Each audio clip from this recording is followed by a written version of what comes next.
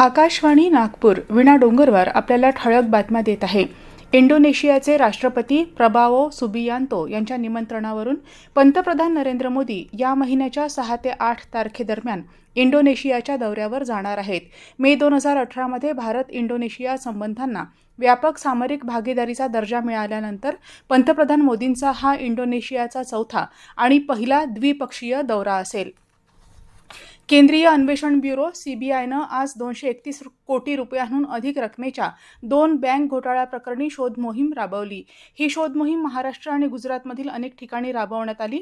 मुंबईतील state bank of इंडियाच्या तक्रारीच्या आधारे RL ज्वेल्स लिमिटेड, तिचे संचालक आणि अज्ञात सरकारी अधिकाऱ्यांविरुद्ध एक गुन्हा दाखल करण्यात आला आहे. या तक्रारीत गुन्हेगारी कट, फसवणूक, मालमत्तेचा अपहार आणि बनावटगिरी यासारख्या गुन्ह्यांचा समावेश आहे. अयोध्येतल्या श्रीराम जन्मभूमी तीर्थक्षेत्र न्यासानं प्रशासकीय आणि आर्थिक बाबींसंबंधी चर्चा करण्यासाठी येत्या सोमवारी सदस्यांची बैठक बोलावली आहे. न्यासाला प्राप्त होत असलेल्या देणग्यांच्या मोजणीचा तपास करत असलेल्या विशेष तपास पथकानं नोंदवलेल्या निरीक्षणांबाबतही या बैठकीत चर्चा होईल. याशिवाय सरचिटणीस चंपत राय आणि विश्वस्त डॉ. अनिल मिश्रा यांनी सादर केलेल्या राजीनाम्यांसह राम मंदिराच्या आगामी व्यवस्थापनाशी संबंधित बाबींचाही बैठकीच्या विषयपत्रिकेत समावेश आहे.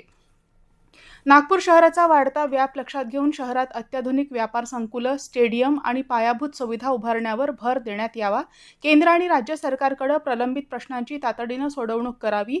त्याचप्रमाणे सध्या सुरू असलेल्या कामांना गती देऊन हे प्रकल्प कालबद्धरित्या नियोजित करून मर्यादित वेळेत पूर्ण करावेत, असे निर्देश केंद्रीय मंत्री नितीन गडकरी यांनी अधिकाऱ्यांना दिले. शहरातील विविध विकास कामांचा आढावा घेण्यासाठी गडकरी यांच्या महाल भागातील निवासस्थानी लोकप्रतिनिधी आणि नागपूर महानगरपालिका, नागपूर सुधार प्रन्यास, जिल्हा प्रशासन आणि इतर विभागाच्या अधिकाऱ्यांची बैठक आज पार पडली.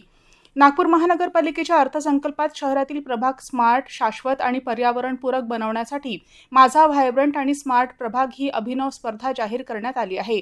या स्पर्धेत प्रथम क्रमांक मिळवणाऱ्या प्रभागाच्या विकासासाठी अतिरिक्त 50 लाख रुपयांचा निधी देण्याचा प्रस्ताव स्थायी समितीच्या सभापती शिवानी दाणी वखरे यांनी मांडला आहे. याबरोबरच हे ठळक बातमीपत्र संपलं.